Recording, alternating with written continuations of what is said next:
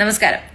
1985 ബോംബെ IITയിൽ നിന്ന് MTech പഠിച്ചിറങ്ങി 1988 IPS ഓഫീസറായി ഔദ്യോഗിക ജീവിതം ആരംഭിച്ചിട്ട് ഇന്ന് ഗുജറാത്തിലെ രാജ്കോട്ട് സെൻട്രൽ ജയിലിൽ കഴിയുന്ന സഞ്ജീവ് ഭട്ട് എന്ന IPS ഉദ്യോഗസ്ഥന്റെ കഥ.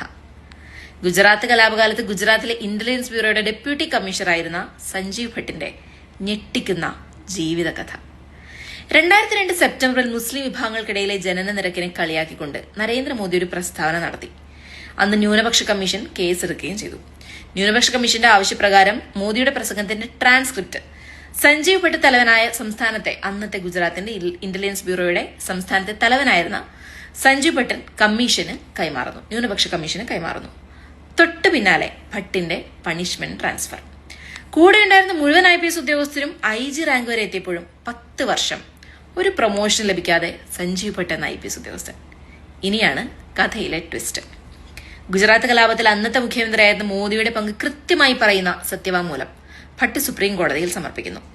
ഗുജറാത്ത് കലാപം അന്വേഷിക്കാൻ പ്രത്യേക ടീമിനെ വെക്കണമെന്നാവശ്യപ്പെട്ടുകൊണ്ട് ഭട്ട് സുപ്രീം കോടതിയിൽ മറ്റൊരു ഹർജി നൽകുന്നു. ഇത് 2011 ജൂണിലാണ്.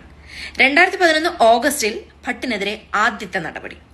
ഡ്യൂട്ടിയിൽ അനാവശ്യമായി ലീവ് എടുക്കുന്നുവെന്നും അനാവശ്യമായ ഔദ്യോഗിക വാഹനങ്ങൾ മറ്റു കാര്യങ്ങൾക്ക് ഉപയോഗിക്കുന്നുവെന്നും പറഞ്ഞുകൊണ്ട് സസ്പെൻഷന്റെ രൂപത്തിൽ.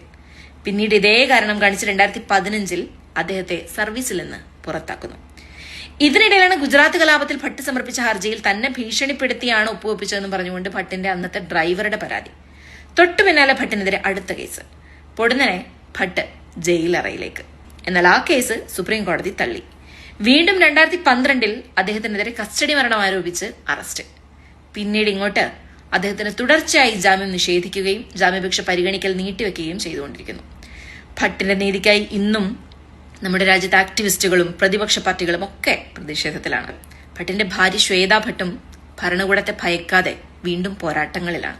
ഗുജറാത്ത് കലാപത്തിലെ മോദിയുടെ പങ്കിനെ കുറിച്ച് വെളിപ്പെടുത്തിയത് മുതൽ ചിലരുടെയൊക്കെ കണ്ണിലെ കരടായി മാറിയ IPS ഓഫീസറായി ജീവിതം തുടങ്ങി ഇന്ന് രാജ്കോട്ടിലെ സെൻട്രൽ ജയിലിൽ കുറ്റവാളിയായി കഴിയേണ്ടി വരുന്ന സഞ്ജീവ് ഭട്ട് എന്ന പോലീസുകാരന്റെയും അങ്ങനെ മറ്റു പലരുടെയും കഥ തുടരും.